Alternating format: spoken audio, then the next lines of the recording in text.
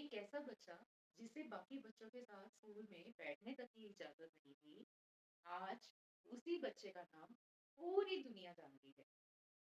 यह कहानी है डॉक्टर भीमराव अम्बेडकर की, जिन्होंने अपनी पूरी जिंदगी इस देश के लिए लगा दी।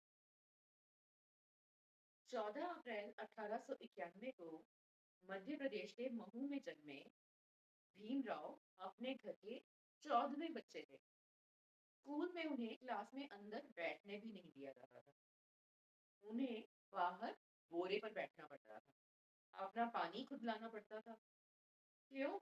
क्योंकि ऊंची जाति के बच्चे उन्हें अपना नल छूने भी नहीं देते थे। एक बार पिताजी ने उनके लिए ट्रेन का टिकट भेजा। वैध टिकट होने के बावजूद टीसी ने उन्हें सीट देने से मना कर दिया। यही वो पल था जब भीमराव ने तय कर लिया कि बस अब बहुत हो चुका। 1913 में बड़ौदा के महाराज सयाजीराव गायकवाड़ ने उन्हें स्कॉलरशिप दी। शर्त ये थी कि वापस आकर उन्हें बड़ौदा की सेवा करनी होगी।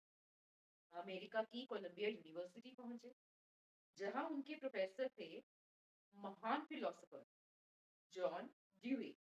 ड्यूई उनसे इतने प्रभावित हुए कि उन्होंने अंबेडकर को अपना सबसे बेहतरीन छात्र बताया। जो काम बाकी लोग 4 साल में करते थे, वो पढ़ाई अंबेडकर ने सिर्फ 2 साल में पूरी कर ली। क्यों? क्योंकि वो अकेले नहीं गए थे, एक पूरी कौम का सपना साथ लेकर गए थे। अंबेडकर और गांधी दोनों भारत के लिए लड़ रहे थे, लेकिन दोनों का तरीका बिल्कुल अलग। गांधी जी दलितों को हरिजन कहते थे।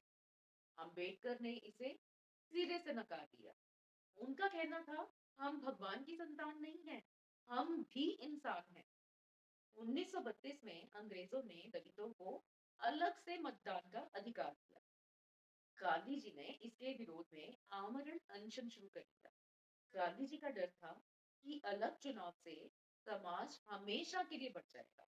अंबेडकर के सामने बड़ा सवाल था, जो इंसान खुद सारी जिंदगी अलग कुएं, अलग बैठक, अलग सब कुछ झेलता रहा, क्या वो समाज को और बांटना चाहता था?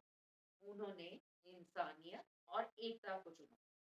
पूना पैक्ट पर दस्तखत किए, अलग निर्वाचन छोड़ा, लेकिन आरक्षित सीटें 71 से बढ़ाकर 148 करवाई।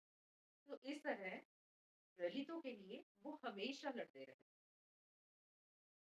और फिर सबसे महत्वपूर्ण पड़ाव आया। आजादी के बाद संविधान सभा गठित की गई। उन्हें ड्राफ्टिंग कमेटी का चेयरमैन बनाया गया, जिसमें 7 मेंबर्स थे। वैसे पूरी संविधान सभा में 300 से ज्यादा लोग थे। उन्होंने 60 से ज्यादा देशों का संविधान पढ़ा। कानून बनाते हुए हर कानून पर घंटों बहस होगी, वोटिंग होती, उसके बाद किसी भी कानून को एक्सेप्ट किया जाता था। इतनी मशक्कत के बाद जब फाइनल ड्राफ्ट लिखने की बारी आई, तो सबसे बड़ी जिम्मेदारी अंबेडकर जी के कंधों पर थी। डायबिटीज थी, आंखें कमजोर थी, फिर भी रोज 18 से 20 घंटे तक काम करते, दुनिया के 60 से ज्यादा देशों के संविधान पढ़े और भारत के लिए सबसे बेहतरीन संविधान चुना। 2 साल 11 महीने 18 दिन में ये काम पूरा हुआ। जब संविधान सभा के सामने ये ड्राफ्ट पेश किया, तो पूरी सभा ने खड़े होकर तालियां बजाई। एक आदमी जिसे पानी पीने का भी हक नहीं था, उसने पूरे देश को उसके हक दिए। अंबेडकर सिर्फ इतिहास नहीं है, वो एक सीख है। पढ़ते रहो, लड़ते रहो, आगे बढ़ते रहो। Educate, agitate, organise. जय भीम।